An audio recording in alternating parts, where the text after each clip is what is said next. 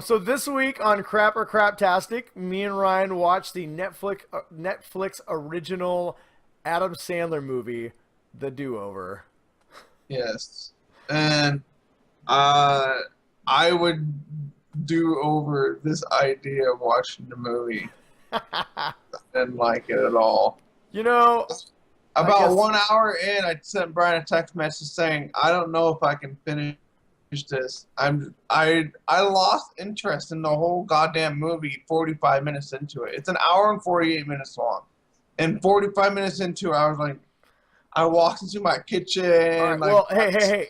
just left the movie on and said, Before fuck you it. completely blow your load on this, let's tell people what the movie's about. So this is the second Netflix original movie from Adam Sandler. I believe he signed a 4-picture deal. This one, the first one was Ridiculous Six. This one, The Do-Over, is Adam Sandler and David Spade are the two main leads. David Spade is basically think Joe Dirt, but even a bigger loser and not really Yeah. as lovable. Has a dead end job, and he's married to a woman who cheats on him all the time, and he's raising someone else's kids who hate him, and he's driving the same car he did in high Had the school, same living in the car same since high house, school. He lives in his parents' house from high school. same job. Same job from high school. And his life is going nowhere. And so he's at this class reunion, and he runs into Adam Sandler, who may or may not be an FBI agent, who just basically he's like, "Wow, man, your life sucks." He's like, "You know what? I want you to have some fun with me," and so he kind of lures him into going out on this boat with him, and just enjoying his life, taking some chances and doing some stuff. I mean, Adam Sandler basically tells him how his life's been so great and everything's awesome, and David Spade wants that. And then, or so Adam Sandler, what's Adam Sandler's name? Max. And I don't even know his name's Max because his nickname is Maxi Pad. So, It's yes, Max. the humor in this movie was definitely written by a sixth grader. I will say that right now.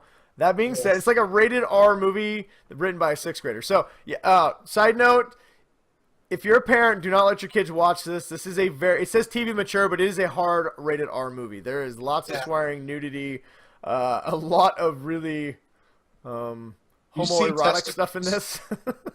You see male testicles. Yes, And there's pegging, which all of a sudden apparently I've seen more pegging on the big screen in the last few months than I think I've ever seen. But there's that. I forgot pegging existed until Yeah, I I didn't. thought You'll never forget now. Just watch Deadpool in this movie.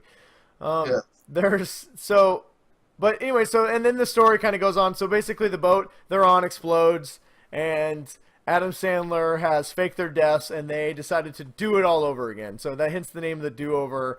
They're gonna live new lives, and they find this key, and they see where it takes them, and it takes them on this kind of grand adventure. So if you Yeah. do want to watch it, there is some kind of twist in this movie a little bit. The story isn't quite as simple as it sounds, or as simple as Ryan wants to make it out. Whether you're invested or not, it's a different story, but the story does definitely go in a few different places and has kind of a surprise ending and kind of some reveals along the way. So, Yeah, the ending was actually surprising. I was thinking it was gonna go one direction. yeah, And same then here. I and thought it when was it did like all the reveal stuff, I was like, oh, so. now I now I think got it. you've already kind of said you clearly didn't like the movie. I'm not going to sit here and say that it's a great movie. This movie is terrible. It's a terrible movie. But I did early on. I was laughing more than I probably should have. About at the halfway point, I'm kind of with you. I was kind of starting to get bored and tired of a lot of the jokes and stuff. But then the movie. You remember the old Adam Sandler movies? They were always goofy and stupid, but they always tended to have a little bit of heart that you could kind of latch onto. This Yeah. movie, I felt like kind of found that a little bit. Not as much as maybe his past movies. This is definitely not one of his better movies.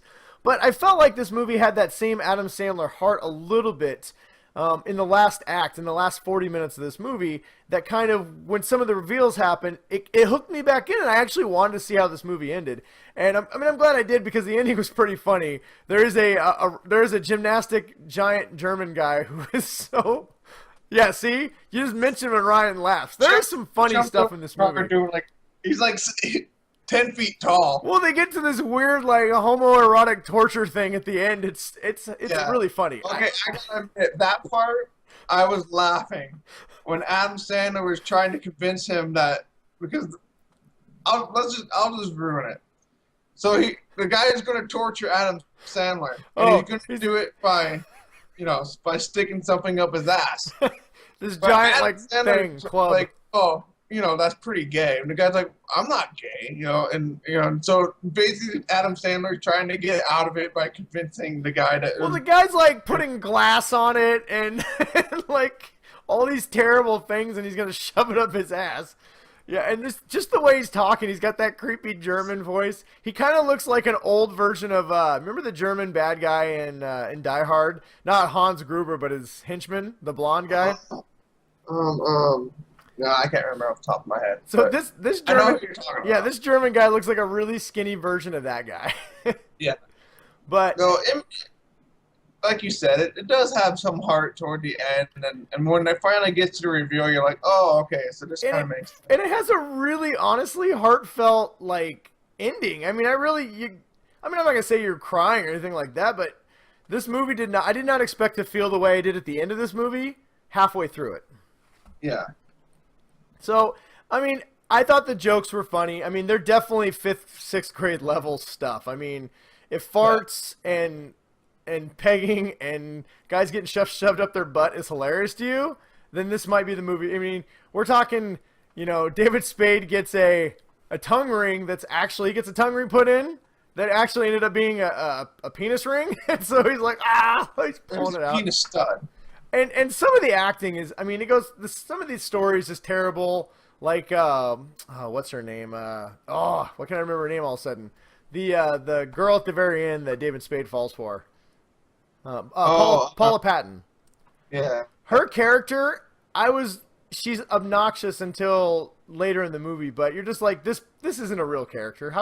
How did she sign on to be this person? But I mean, there's points in this movie that are just terrible. It's not a good movie, but it is. I'm gonna say it. It's a craptastic movie. I liked it. Really? I liked it. I recommend it. I'm still gonna say it's crap because. Wow, we have our first crap or craptastic division. Do you want to fight, Ryan? Yes, I will internet fight with you. No, go ahead. So you think it's crap? Why? Well, I think it's crap because I spent the first hour of the movie bored as shit.